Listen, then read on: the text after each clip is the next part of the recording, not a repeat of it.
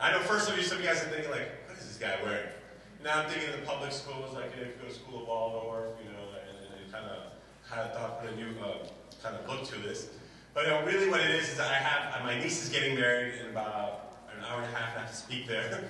So I just thought the best, just in case things run long, I could run out straight from here. So, and I also was excited because speaking to kids, it's almost like a great event anyway.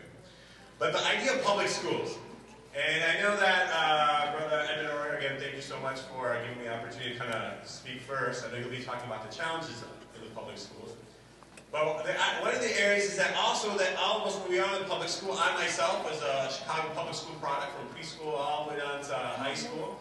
I went to the Chicago public schools, got to be active in some of the after-school activities in sports and basketball, got to travel quite a bit playing basketball, was in student government and a few other areas. So it's very important, but one of the great experiences I remember being 14 years old in 1990, as a freshman, I'm thinking to myself, okay, I'm in the public schools, Chicago public schools, wide range of individuals, you got 3,000 kids, you're trying to figure out, like, who am I and how am I going to be a part of this, a small fish in this big sea.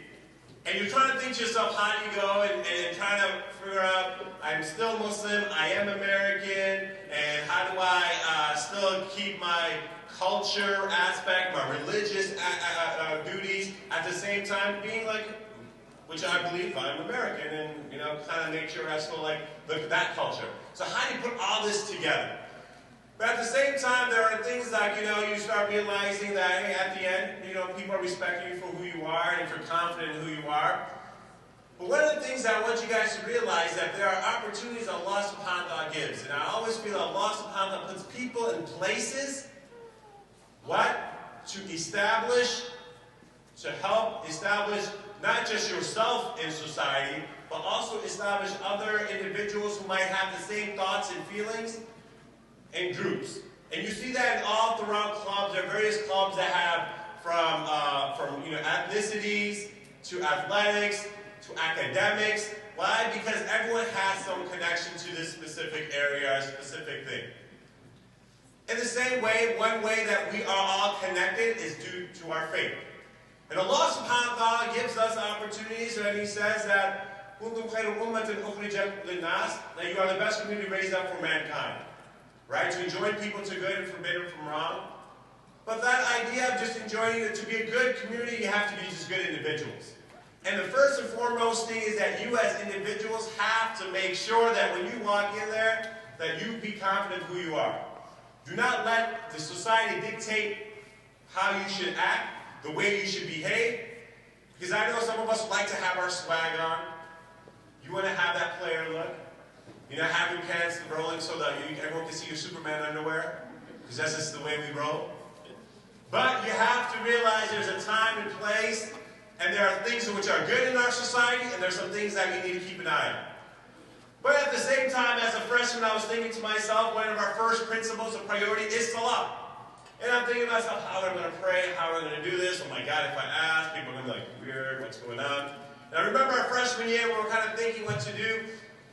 And figured out, okay, for Zuhr Salah, luckily we had a friend who lived close by, so we said, we'll pray at our lunchtime, we'll just go to his house. Then we said, let's do a Jummah Salah, so we decided to go to someone's house and so we'll do Jummah Salah there. Then after I used basketball as a way, alhamdulillah, I played well, so I was on varsity my freshman year, so I kind of got to know some of the individuals. Now I could use it two ways. I could use this as, oh yeah, who the man died? What's up? Like, Muslims stay away from me because talk to Hispanics, Muslim doesn't understand, you're gonna hurt my swag here. Right? Let me just, be around the jocks, and I could take that opportunity, I could take this opportunity and say, you know what? Let me see if I could take this opportunity to try to see if we could benefit the individuals here also. So after my freshman year, and may Allah guide him, Dr. Gazda was my freshman, one of my freshman teachers, and I had another cousin named Abdelhalim Quadri, who's my cousin, and we both had this class together. And he was nice to us, we kind of talked to him, and we kind of knew about that. We were trying to, we had kept God in mind. And there are many individuals outside of Muslims who believe in God and believe it's very important in how you live your life and the way you act and behave. So we had kind of told him about this prayer situation, and he said, you know, why don't you go and ask your dean? So we went to Mr. Kempfer, the dean, and said, hey, you know, I have a situation that we needed to pray, you know, for regular prayers. My coach gave me the opportunity to say, hey, you know, you can come into my, you know, small room and you can pray. But I'm like, well, what about for the general masses? So right now he's like, well, for regular prayers, I'm like, what about at least Friday prayers? Can you work something out? And so he's like, well, can you give me some letter from our religious institution? We got this religious institution. We got it together, got a few signatures. At the first time, only got 5 signatures, even though there was about 20 Muslims. I'm like, hey, they're like, okay, we can start this process. As my father said, just start the process. You'll see, inshallah, guides people. And we go, we have this, we get the opportunity. Now they need a sponsor. And I had to find a teacher. So now Mr. Gazna said, you know what, I'll sponsor you. I'll just sit there on Friday after school, doesn't get paid for it, so just do it to make sure 20 minutes. As long as we don't force people to come, it can happen. So we make this happen. We start praying. My first year, and sophomore year, and the end of freshman year and starting sophomore year, about 6 people. By junior year, 12 to 15. By my senior year, how about, you know, I think Allah SWT gave me a reason for sports. Like, you know, I was junior, senior year, had a good year, got like, you know, all state, so on and so forth. So I kind of had enough of a club where we got individuals to come more. So we had about 20 people who came to prayer. So 20, 25 individuals. We had 2 of our star players also, when we converted to the dean, became Muslim. So then now I had that individual too. Now, I'm just going to fast forward, but you know, we took this opportunity. I remember the first time we prayed, people would go through the window, but what are you doing? Right? This is like at the Persian Gulf War time. Like, you know, I remember even when I used to play, you had a goatee. They'd be like, Saddam Hussein. I'm like, oh, man. So I remember I was like at Foreman High School, and I'm shooting a free throw. I had a good game that time, and they already had said it, and started chanting, USA, USA. I'm like, are you crazy? I was like, I should have about USA flag here somewhere. And I remember there, the coaches, and they have stopped the game, told the people on the audience that this can't happen. I remember at that, in Chicago Public Schools, we didn't have school buses. You have to take the CTA everywhere. And so all the guys on the team waited for me to get on my bus, because I was sometimes the only guy going on the north side, and waited for me, and I realized that this guy's got my back. We started that, we got the club, we had this opportunity, you know, of getting individuals. Now, right when my junior year, I told a buddy of mine named Azhar Usman. So you guys know he's a comedian. So he was at Nas West. I said, look, man, you can do this. He started the Quran Club. So the second place in high school that we know of that had Muslim club. So he started the Quran Club there. They said he can't call Muslim Club Quran studies because there was a Bible studies there. He worked it out. He had that group. So from there, our junior, senior year, we started writing, talking to people about it, and slowly it trickled on to Naperville and a few other cities. So now you have about 50 to 60. We wrote a book called Thank God It's Jummah. Right? And we kind of got that out. So now, mashallah, throughout the whole United States, there are people that have Jummah prayers in high schools. The point I'm trying to get at, there are you just make an effort. And inshallah, I pray Allah gives us some benefits for it. That I had no idea that this effort will expand to so many different people. Just the way when Prophet Ibrahim a.s. he built the Kaaba, he's like, okay, he made dua, like, Ya Allah, so maybe in my progeny someone will pray here and so on and so forth. And he made the dua, Rabbana taqabbal minna innaka anta as-sami'ul alim. Rabbana, our Lord, taqabbal minna, accept from us, anta as-sami'ul alim, that you are all-knowing and you're all-hearing. And then after that, everyone that prays, there, voices the Kaaba, he gets good deeds. Inshallah, every person that has started a Muslim club anywhere in the United States, inshallah, hopefully there could be some good deeds out from someone telling someone. I'll give you an example. Niles West. Niles West, now I'm a principal in that area in a private school, but we work with that district. So Niles West and North, in their expansion 7 years ago, we asked, why don't we work with the religion, have a meditation room? Just to help pray. So that's a great idea. So in this meditation room, they have this now, where any Muslim, any child, any student could go for prayers. We have that now as West. The biggest after-school club after school is the Muslim club. We have Jummah prayers in both of those places. What also was, in 3 years ago, we are the first district after Dearborn, Michigan to have Eid al-Adha for the whole school district. The Muslim population is only 8% there. Right? The way it is that, and I'm coming back to all this, I was trying to tell you a story, but I'm going to come back to something here. All this happened is not because, first and foremost, Allah subhanahu wa ta'ala, because it was the youth. the young individuals that make it happen.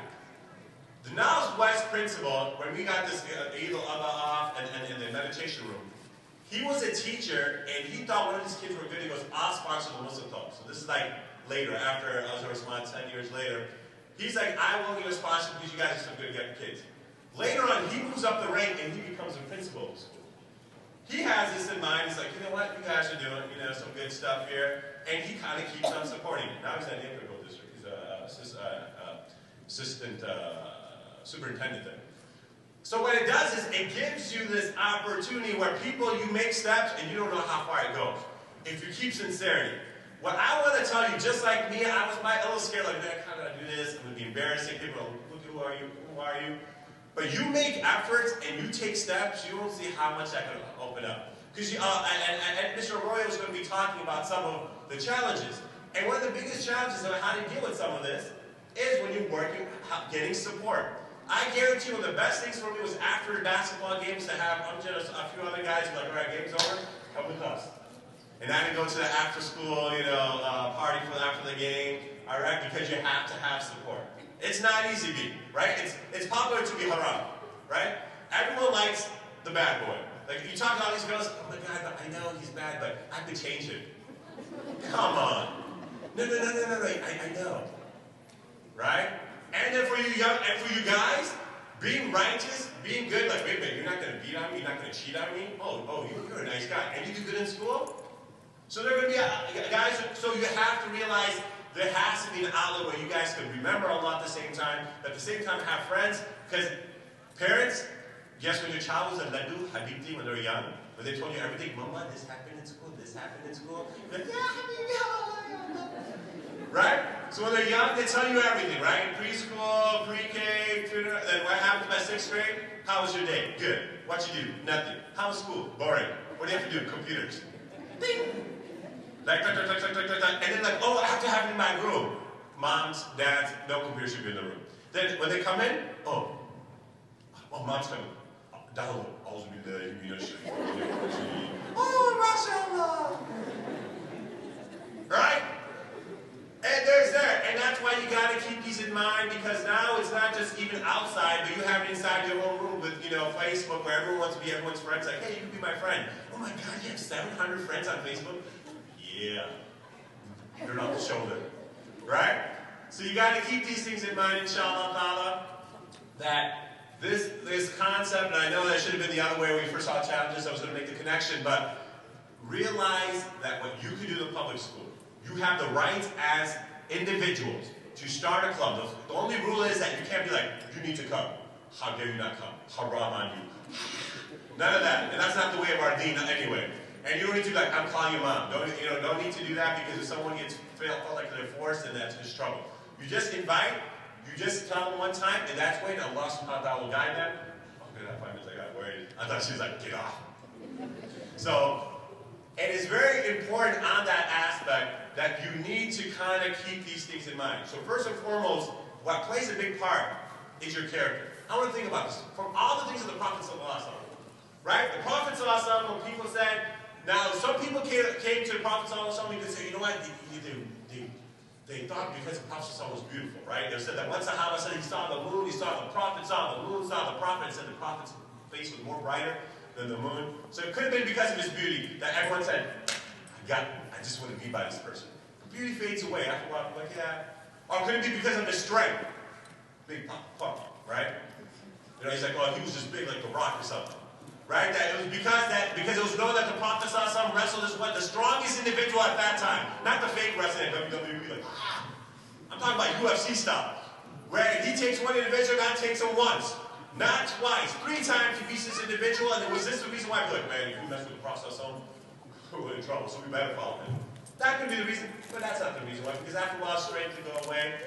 People wasn't, because, and they didn't come because of his, they feared him. Was it because of his voice? They said that the Prophet's voice was like Prophet Dawood's voice, which Allah subhanahu wa ta'ala on the day of judgment will be making him recite the Quran. And was it because of his voice? Yeah, this guy is, this is amazing. Let me follow him. Could be for a reason, but that's not the core reason why they follow the Prophet. Was it because of his tribe, from the group that he's from? He said, wait a minute, you know, you mess with the probation, you're in trouble. You got that. Watch out for my peace. Right? Is it because of that? No. The reason, so it's not the tribe, it's not the strain, it's not the voice, it's not the beauty. What made people love the Prophet ﷺ is his character. That changes everything. Because when you say something and people don't like it, the first thing they want to go at is your character. And you're like, is it good or bad? It's like, well, he's talking about this. Like, oh, he wants me to come to prayer. Look at this guy. Mr. Haram himself. Right? So you got to realize, but I want you to say, never lose hope. The difference between Iblis and Adam a.s. Iblis is the root word's Ablasa, the one who despaired. His thing was, you know what? All right, I'm going to hell. Let me stay more people with me. Right? Adam a.s. made, asked for forgiveness, right? I made a mistake, right? And he makes a dua that Allah give me another chance. Never lose hope. Never lose hope, and you got to put effort. There's other people looking for you to make that one step. Don't be followers and say, well, you know what, so-and-so does what so-and-so does. You yourself make the effort, inshallah, subhanahu wa ta'ala, and Allah subhanahu wa ta'ala will give you the barakah and the effort. So in this, there are organizations like MAS that can help you out with starting those clubs, even if you're only 4 or 5 people. Because what you implement, and in future generations use that and pray and practice and they learn, you also get the good deeds. Just like MSA's 1960, it was the 50th anniversary of that one MSA in Champaign. My father in 1961 was at Kansas State. They all got to meet in 1963, and all these MSAs now are almost at every campus. They also get the good deeds for it because they established it and they did it for the sake of Allah. So you guys can change the people around you for the next generation. Even that smaller like me, that's Ronnie 100. I was 6 feet 4, 140 pounds, little skinny guy. Right? But inshallah, hopefully on the day of judgment, like, you know, for that, I'll be, yeah. What's up, angels? How you doing? Oh, that's me? Oh, that's me? Oh, thank you, Jazakallah. That's my Xbox 100 feet? Oh, that's good. Can I get my popcorn and everything? Oh, no problem. I don't have to go to the bathroom because you don't have to go to the bathroom. We'll get some more food. It's on. So may Allah subhanahu wa ta'ala, inshallah, we dua that you guys have the best in this world, inshallah, the best in the hereafter. All of us together, inshallah, we'll be rolling into Jannah. Jazakallah khair. Assalamu alaikum.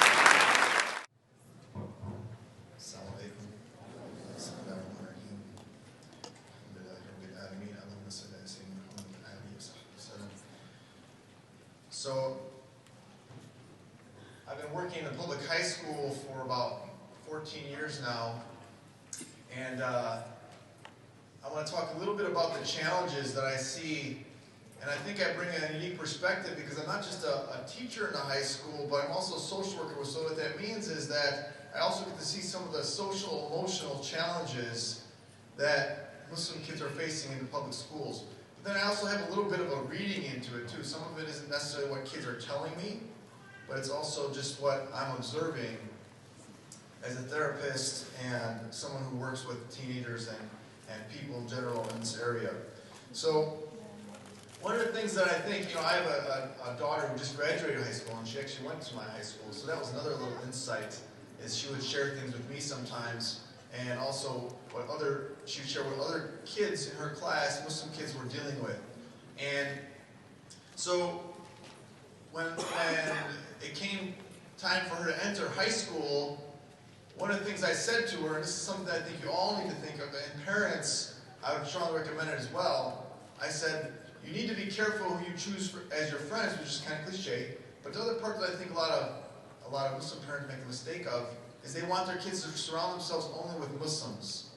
And so that presents itself with a challenge, you see, because as a Muslim, you're sending me to public school and most kids there are non-Muslim, and that's almost to say there aren't any good non-Muslims for me to learn from or surround myself with. But also, you may force me to spend time with Muslims that are struggling Muslims. And I say struggling, I specifically don't say bad Muslim because that's a term that bothers me, because I think we're all struggling to do the right thing, and some are struggling more than others. But you may force your child to become friends with kids that aren't a good influence, Muslim or not. And believe me, I've seen lots of Muslims come to our school, and sometimes there's Muslims that do things in our building that non-Muslims have never done. things that they're doing wrong. And so we need to really question that when it comes to how the approach that we take. So one of the things I said to my daughter, I said, surround yourself with good people. People that are doing the right thing. And I remember before my daughter came to high school, my secretary one day, she's like, oh, so how are you going to handle that when she comes to high school and she starts dating? And I said, she's not. She goes, oh yeah, my husband said that too about my two daughters. He said they're both going to be nuns. And I was like, no, I'm serious, she's not. And then she's just kind of looking at me, like in disbelief. Like a lot of people, because they're so disconnected from our world as Muslims, they just think things aren't possible. Like the idea of fasting, right? When you tell us that a non-Muslim, say that you fast for a month, oh, I could never do that. Impossible. Right? Impossible. And then, your non-Muslim friends sometimes may try it, right? I have a brother that tried it. They say, oh, it was easy. I'm like, yeah, so they just don't think it's possible. I always say it's like kind of like the smartphones that we have now. Even if we just went back like 15 years, none of us would have thought it was possible. We've been like, you can't send a message to somebody like 2 minutes away from you, or send a message to your wife at home and have to get to her, or talk to her, have a FaceTime and all those kind of things. So there's, just because a lot of these people haven't ever experienced, or they don't even know the way to go about it, they think it's impossible. And one of the things I said to her, I said, there are a lot of actually non-Muslim kids that come through high school that don't date. You just don't realize it. They're just kind of having their friends and they're going through their high school and concentrating on their grades and everything else. So, as Muslims in the high school, we need to realize that the struggle really there is to find goodness around you and surround yourself with it. One of the things that, I went to, alhamdulillah, I went to Egypt a few years ago, and we went to Sharm el-Sheikh. And I took my family out snorkeling, right? And there's this long reef, and we just go, you go to the end of the pier, and you can jump down. And I'm the best swimmer in my family, but we're taking my 6-year-old son at the time out there as well. He has a little snorkeling gear. It was pretty cool. Well, as we got out there, I noticed that there was like a strong current that was kind of pushing us in one direction. I said to my wife, I said, there's a current, because if you just stop, your body starts to drift. And I said, let's swim all the way that way, about 100 feet, and then we can drift back. And I started noticing a lot of people didn't even notice this. They're just looking at the fish, that's so cool, and they're drifting away from the pier, right? And this is what you got to realize can happen. And so, if you're not aware of what's going on around you, so what ended up happening was, sure enough, these people went to start swimming back, and they couldn't. They're like swimming, and they're like families, and they're just kind of like stuck there. So the lifeguard takes this rope, right? The analogy here is this is Islam, right? He takes this rope and he throws it. It's like a 200-foot rope, okay? And what it does is it drifts with the currents, and it goes right towards where these people are, okay? And then he jumps into the water, and he helps these people get to this rope to help pull them back, okay? When you're in a public school, you need to hold on to that rope, because there's a strong current pulling you, and sometimes you don't realize it's happening. So you need to really think about that, and then always be aware. There's some people, in my situation, I'm a swimmer, so I'm always aware of those kind of things. I like being in the ocean. I've had experiences like this. So I'm aware that some people, and some of you, and I feel like you as Muslims, are more aware. You're more aware of the things that are happening around you than other people. So you need to be conscious of that, and you need to hold on to that rope. Now, what is that rope? That rope is Islam, but it's more specifically some other things. The other thing that I think teenagers struggle with in high school is an issue of self-esteem. Now, esteem, and this is what he was talking about, he got his esteem from his success in basketball, right? And I just happen to know he has a big family that he probably had some esteem with that. I know that too because I had 3 brothers, all around the same age, and we had a lot of esteem from sports. Esteem comes from doing something well that's good, right? Doing something well that's good. Whether it's academics, whether you're a good artist, whether you're a good basketball player, whatever it is, maybe you're good at math. That's where it comes from. And when you're in high school, you need to find that thing. And you need to strive for excellence in whatever it is. Don't just like go out for the tennis team and just kind of be like, you know, hey, I'm part of the tennis team. Do it well. Play hard, because then you feel good at the end of it, at the end of participating in it. And academics, same thing. We all know how it feels to get a D on a paper. It kind of brings you down, or a test or something like that. So strive towards excellence in academics, because what a lot of people don't realize is that all these things start adding up. These things that you're not doing well, even if it's being a good friend, then, you know, that all those things will take away from your esteem. And what starts to happen then is you start to doubt your faith. A lot of teenagers will start to doubt it because it's really a self-esteem issue. But because it doesn't fit into what's cool, people start to think, well, maybe, and I've heard kids say this, I think Islam's just a little outdated, right? Because this is what a lot of people will say that don't understand our faith, is that, you know, traditional faiths are outdated. But what you understand, that's not a weakness in the faith, it's a weakness within yourself.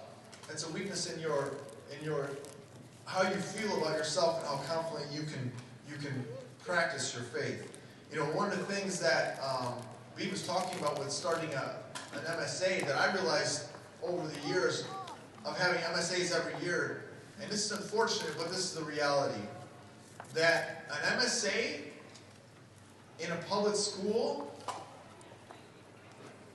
has to have a couple strong boy personalities in it. And the reason why I say that is because if there aren't, the boys won't come. You know, maybe you'll have a strong MSA, but it'll end up being like all girls. Okay? And so girls, sisters, then your responsibility is to try to find those Muslims that are juniors or seniors and try to get them to come. And try to help them understand it's their responsibility to get other kids to come. Because if the freshman boy or sophomore boy shows up and it's only freshmen and sophomore boys, they'll stop coming. That's just what happens. And what does that relate to? It's all about esteem. It's all about self-esteem. They go there and be like, oh, it must not be cool to be here because none of the junior or senior boys are here.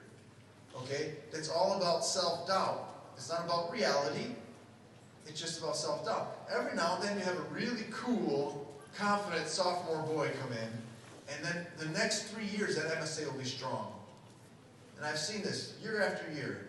And so it's really important, guys, brothers, if you're a person in your high school, you're a junior, senior, it's really important for you to be there. It's really important for you to show the younger kids that it can be cool to come to MSA and hang out after school. And you can do some things that make it fun. It doesn't have to just be jump on and leave. You guys can do some fun activities.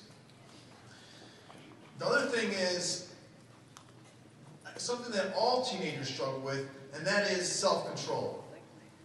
Okay, there's this experiment, I think it was done in the 70s, it was called the marshmallow experiment. And some of you probably heard of it if you've taken Psychology 101 or Psychology in high school. The marshmallow experiment was this idea where they put these like 5, 6-year-olds in a room, and they put a marshmallow in front of them.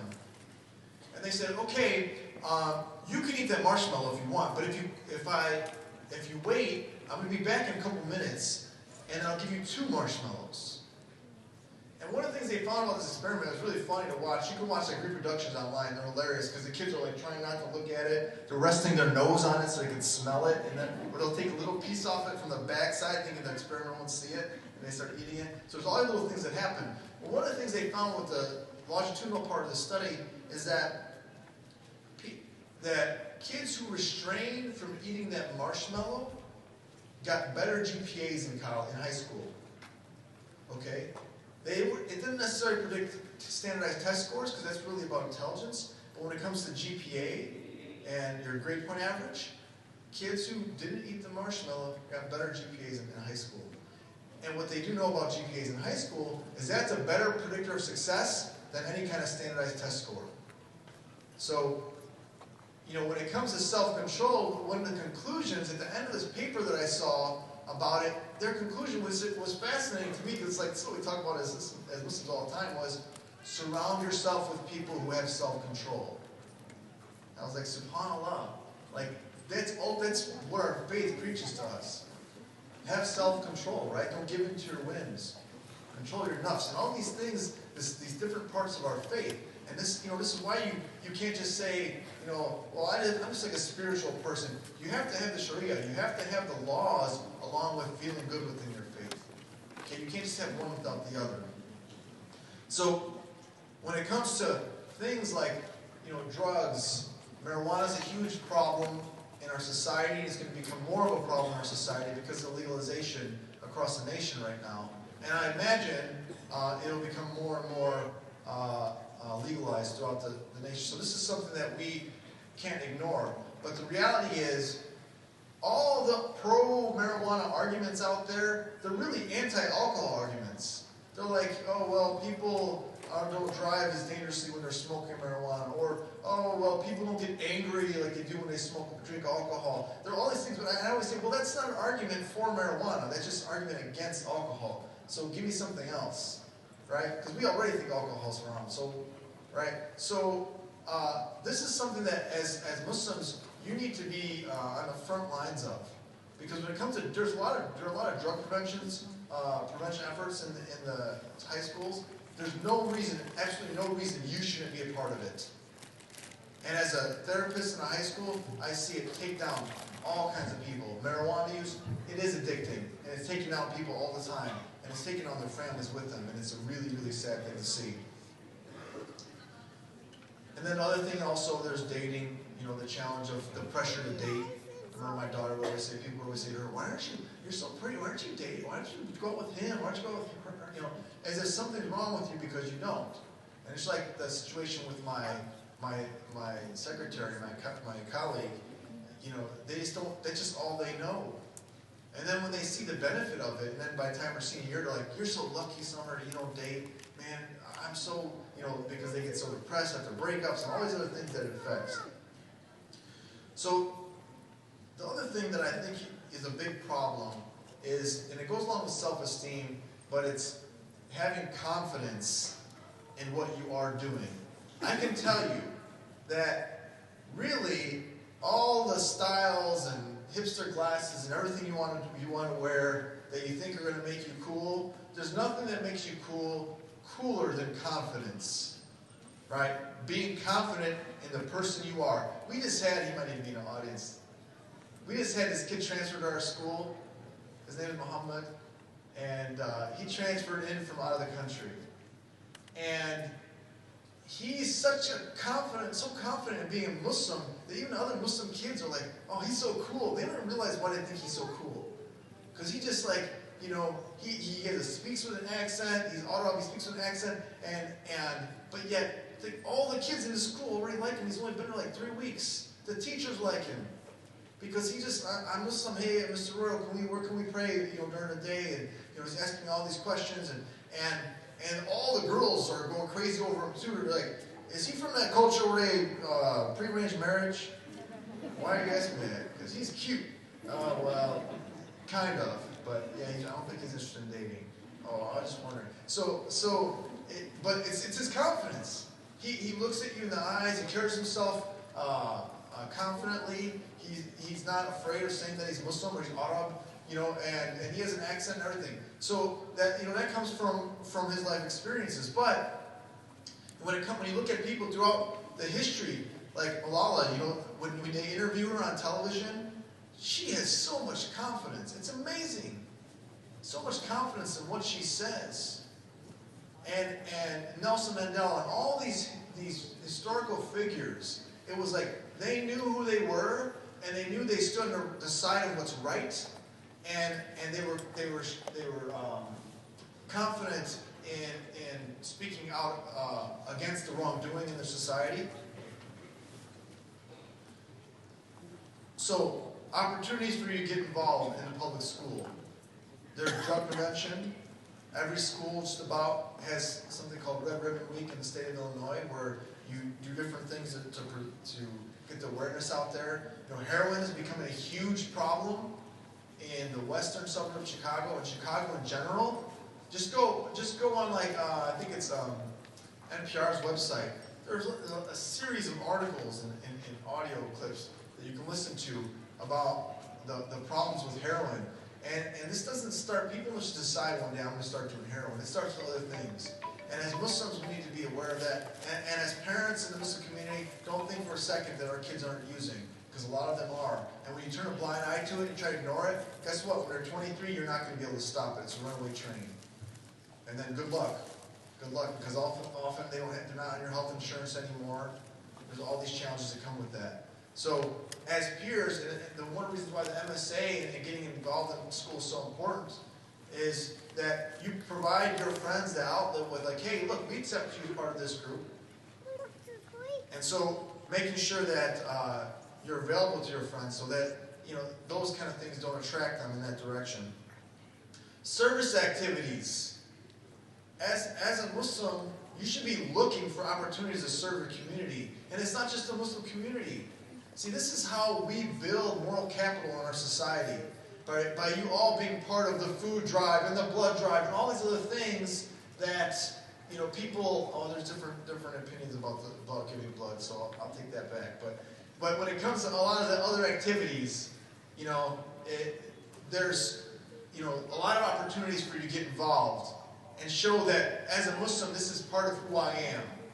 And those kind of things make you attractive, and I'm not saying physically attractive, I'm saying attractive as a person, and people want to be around you, all right?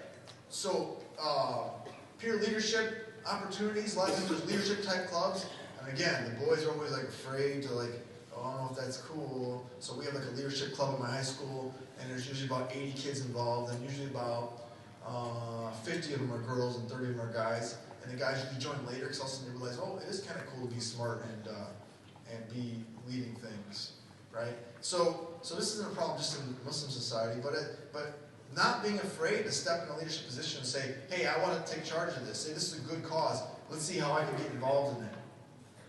Things like peer mediation, where you're helping people mediate fights in your high school, excellent opportunity. And like I said, other kind of leadership activities. So when it comes to you as a Muslim, your key to success in high school, and then it goes into college as well. Because there's a lot of kids in high school, in college, that when they go to college, they still don't have that confidence, that esteem. So it's still easy for them to get sucked into smoking marijuana and dating and all these other things, right? Because they still need to feel like, well, if I have a girlfriend, maybe that makes me kind of cool, and maybe it's people like me. So all these things people get sucked into. So really it's about being confident, being confidently unique. And that's actually much more acceptable in our society now than it's been in a long time. That being your own person, especially in college, and something that people will across the board respect if you're confident who you are, especially if you're standing up for what is right. Okay, thank you. Assalamu alaikum.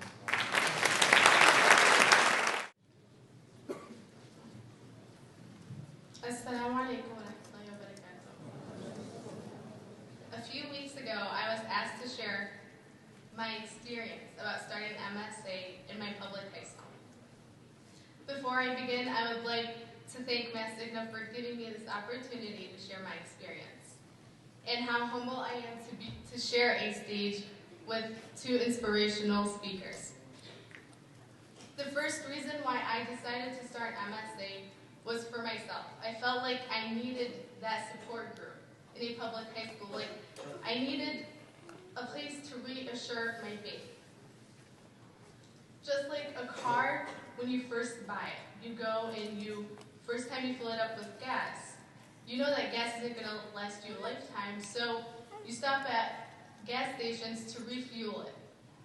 Just like your faith. When it's at its strongest point, it's not always going to stay there. You need to keep refueling it up. Second reason why I decided to start MSA was the growing population of Muslims in my school. Although we are still a minority, within the minority we have cliques. We're all sisters and brothers in Islam. Why do we separate ourselves? We needed something to unite us.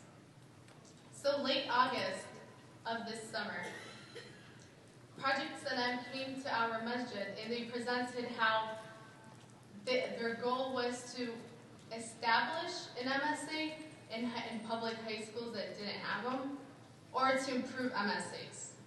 The year before, last year, I had the idea to start an MSA. I just felt like I didn't have the tools to start one. So, hearing all the difficulties that other schools were going through to start one motivated me. It was that push that I needed to start the MSA in my school. So I went on and I first found an advisor, because you need to have someone from the faculty to support you in case you run into any problems with the administration. After that, I went and I spoke to the activity director, but I made sure I had a solid proposal. When I went in, I stayed focused, I was clear, stay calm, don't get mad if they say no. And I just made sure that I let them know that I was not going to settle for a no. Especially at a time when our faith has become heavily demonized, increasingly politicized. You need to show them how determined you are to start an MSA. They will be so amazed, and for us, that's when they started taking us seriously. Make a personal connection with them. Let them know if you've been discriminated against in school. Let them know that, because I have. And I'm pretty sure other students have as well. Let them know that we want to educate people and show them what Islam truly is about. And so, alhamdulillah, after that, they didn't agree to having it become as an official club right away, but they did agree to give us a room. So we had our first meeting the week after, but like I said, before we left, I let her know that, you know what, we're not going to stop at this. I'm going to go to the principal and speak to her. If not, we will go to a higher power in the school system to try and get this passed. So after that, we gave the principal a proposal. So she read over, she saw, the reasons why we wanted to start it. She saw a few activities that we wanted to hold within the school and fundraisers and stuff. And that we wanted to raise awareness and tolerance in our school. We needed a more tolerant society. And we let her know that we weren't going to restrict on who can come or not. All students should be allowed, non-Muslims or Muslims. So as of now, alhamdulillah, we have MSA meetings every Thursday, where earlier of the week we discuss about what specific topics we will be talking about. We have icebreakers and potlucks, and most importantly, we have Jama'ah during school. And we are the first official religious club to start. So that was a monumental thing, especially because at first so many teachers, they were kind of doubting that it was going to get passed. Like, really, I don't know, you guys, Ridgewood has never had a religious club. So, inshallah, I will be graduating in a few months. And it's going to be hard leaving the MSA. But it will be the reminder for students of our main purpose on earth is. It will boost our iman. It will be the iman booster that we need. It will build connections between the brothers and between the sisters. And we will have that feeling of an ummah in a public school where we are the minority. And just a few things for you to take away is keep in mind why you started this. Keep in mind what keeps you going, what allows us to endure this difficult journey. And the most important thing is to realize and remember that the whole point of this and the whole sole point of this was for the sake of Allah. Remember the mission of MSA. And remember that us students, we need this. especially with the school There's Many Fitness. Realize that the establishment of my MSA is my own story, and everyone will have their own journey. Start with the end in mind. You will very likely encounter many, many difficulties, but don't let that stop you from pursuing your goal. Be the change you want to see in the world. Don't assume or wait for anybody to start the MSA. You take the initiative and you start it. And remember that Prophet ﷺ once said that the weapon of a believer is dua. So keep that consistent. If you have any questions or you are interested in starting an MSA and you don't have a proposal or a constitution or whatever, feel free to come get my email. And if you just, you kind of just need that support. Thank you very much.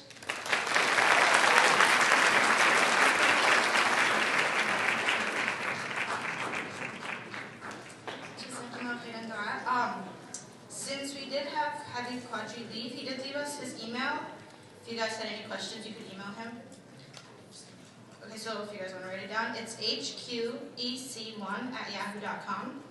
Again, it's hqec1@yahoo.com. The number 1 is just 1, not O-N-E. We're going to start with Edmund Arroyo. He's going to answer your questions. We have about 9 minutes left, so he'll get as much done as he can possible.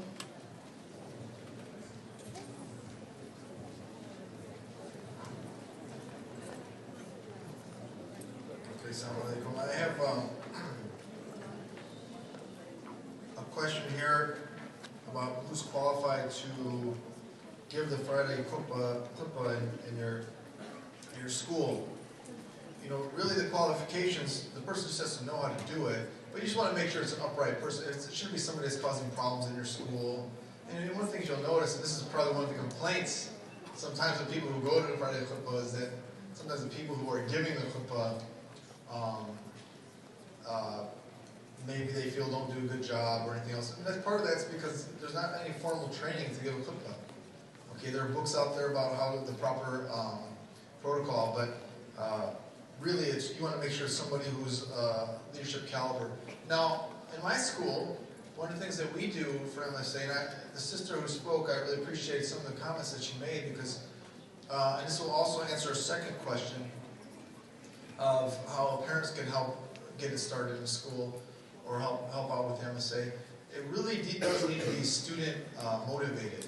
So even though I'm a Muslim at my school, I can't say like, oh, I want to start an MSA, right? Because there's whole separation of church and state. And so when it comes to the MSA at my school, I really try to encourage the kids, like, it's up to you guys. You guys got to plan this, right? I'm not going to be sending you guys all reminders, come to gym on Friday and everything else. It's all got to come from you. And within any school, you can have a group of students. Usually the way it works is that any club can be started if there's enough interest. So if you have a large Muslim population like you do at Richards High School, then it's going to be hard for the administration to argue against it when you have like 300 Muslim kids in your school. It's really not serving the needs of those students. When a kid can start a paintball club because him and 15 of his friends like it, right? So, so when it comes to the khutbah, what we do at my school is I want the kids to learn the process. So I'll say, go and talk with your dad about how to give khutbah, and you're going to give khutbah next Friday. And so they kind of take turns. And sometimes they're pretty good, especially when the dads help a lot. Sometimes they're not very good, but it's okay because it's just giving them the practice, right? And sometimes they need a little cueing from me when I'm sitting down in the front row. But really it is about coming together. That's really what we're talking about in the MSA. It's really about coming together and trying to fulfill that obligation of going to Friday prayer. Inshallah, your intention will get you the reward.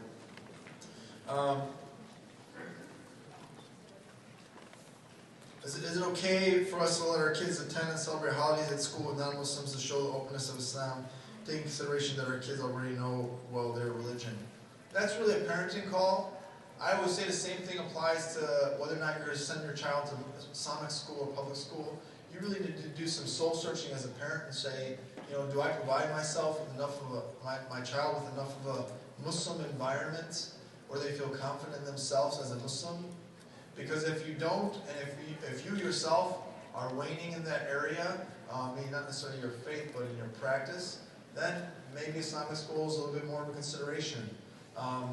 So it's going to be a personal decision for you and your spouse, like the parents that hear that their kids already know about their religion. I believe, it's been a long time, but I read a hadith about something like this. You might want to search it, do a search on that, because I think there was a situation where the Prophet at one point encouraged somebody as well to participate in another holiday, just to help them feel festive. It's really out of respect for their holiday. Peace be upon him. So I have a son, 10 years old, wonderful Muslim, but friends at school are starting to talk about girls and getting attention. Okay, what is the best way to explain things in a negative about? This one's about how to explain the birds and the bees. I don't know what I want to answer. If the parent wants to come up afterwards, I can do that. Sometimes I don't know what's the age of some people in the audience. So, what do you do if someone calls you a terrorist? What is your role to prevent? I can't read the next sentence. But, I mean, if somebody's calling you a terrorist, it's not somebody you want to interact with. I mean, they're pretty much a closed-minded person. If they're willing to talk about it, I mean, that's really harassment. And the public schools don't tolerate that at all. So if someone's calling you a name like that, you should report it. I think you should report it because if they're calling you a terrorist, they probably also have racist and prejudiced feelings towards other groups as well. And it'd be nice to have the deans or somebody know about that, so that they have their eye on that person, because they're probably harassing other people as well. So that goes along the lines of bullying, and that when it comes to bullies, they just need to be reported to authorities. That's the bottom line. There's no mediation, there's no talking to them. They just need to be told by somebody, it's got to stop now. That's all the questions I'm going to answer from the ones I have here. I think you have a question, brother? Please. Assalamu alaikum. As a father right now, I have kids, and when I was a kid, I've been told by parents what to do. You know, we live in a culture that our parents wanted to take care of us, so they were telling us almost everything to do in our life. And nowadays, I don't believe it's going to work. How do I teach my kids to make the right decisions? You know, I don't want to be the person who tell them what to do. I want them to be able to decide for themselves. But my fear is, what if they make the wrong decision? I still want them to make the wrong decision when they are with me right now, so I can correct it. Yes. But how do I do that? Thank you. Yeah, that's a good question. That's a $1 million question too, right, for a lot of parents. But I'll give you a couple suggestions. One of the things that I believe, you know, there's this concept now. So we've heard of this concept a few years back called the helicopter parents, where they're always like, you know, their kid comes, they're like always like hovering over them, you know, like, oh, we don't want them to get hurt and all these other things. Well, now it's gone to a new extreme where they're calling it bulldozer parents. When parents just kind of like move all obstacles out of the way for their kids, right? And they're saying that what happens with these kids is they really struggle as adults to take responsibility, to overcome obstacles. When something doesn't go their way, they kind of throw fits like a 5-year-old would because it's not happening how they thought it would. And so a couple things are, one, when they're little, you got to be able to say no to your kids. You got to be able to say, no, these are the rules, that's it. Okay? You don't have to explain everything. As they get older, you can start explaining things to them. You know, one of the things I used to say to my daughter, and I say to my son still, I say, look, Allah put me in charge of you to take care of you and protect you from things. There's some things that you don't understand, and you just need to listen to me when I tell you that's not okay.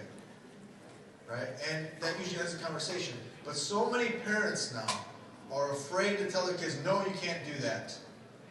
But I want to go to prom. He's just a friend. No. Simple. But parents are like, well, but all the other kids are doing it. They're going to be... That's bulldozer parents. They don't want their kids to have to deal with any kind of feelings. You know, there's a really funny but kind of inappropriate clip on the internet with a comedian, and he talks about this. He talks about people who are afraid of feeling anything nowadays, right? They've always like, oh God, I'm feeling kind of alone. I get on my phone and text somebody. Hopefully they'll say they like it, you know, or something. You know, like we have this like this frantic need to always have something positive going on. And so when it comes to feeling negative or the kid not getting their way, as parents are like, oh no, but they're kind of sad now. Go ahead, be sad for 15 minutes. They'll get over it. They do. They get over it, and all of a sudden he comes down 15 minutes later and he wants to play checkers or something. Right? We need to be able to do that and put those guidelines in their life, because here's one of the things. So when my daughter was going to high school, I said, some of your friends that you're friends with now, and I told her who they were, I said, this person, this person, this person, this is what's going to happen. You know, they're going to do this, they're going to do this, they're going to do this, and then they're going to end up not even going to college. Or not being able to get into any of the colleges they were talking about freshman year because of those choices. And there's a reason why Muslims would make these choices. There's benefit in the long run. And so she saw these things starting to happen. It started to happen as she was getting older. And so it verifies those things. So as they get older, having those conversations with them. And the last thing I'll say, because I think we're going to take one more question, is be careful not to be judgmental. Because when your kids say things, sometimes they're just running it by you. So when they say, Dad, you know, I think I should be able to play video games every day for 3 hours. You know, don't say, that's stupid. You know, don't, just listen. And say, okay, well, what do you mean? Why do you think that? And let them go through the thought. Because sometimes at the end of it, they'll say, well, then maybe I won't get my homework done, so maybe not that much. Okay, well, let's talk about it now. But the minute, as parents, believe me, when my daughter was like 13 and she started talking nonsense,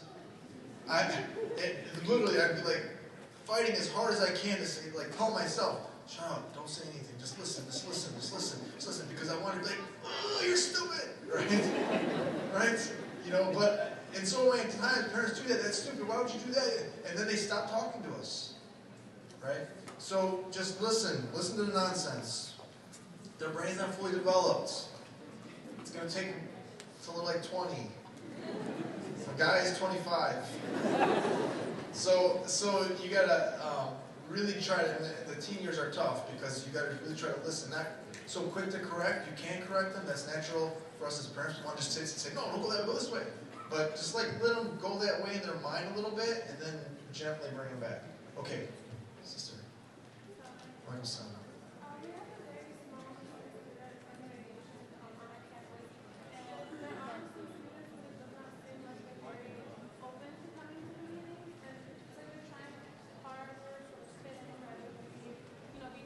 Yeah.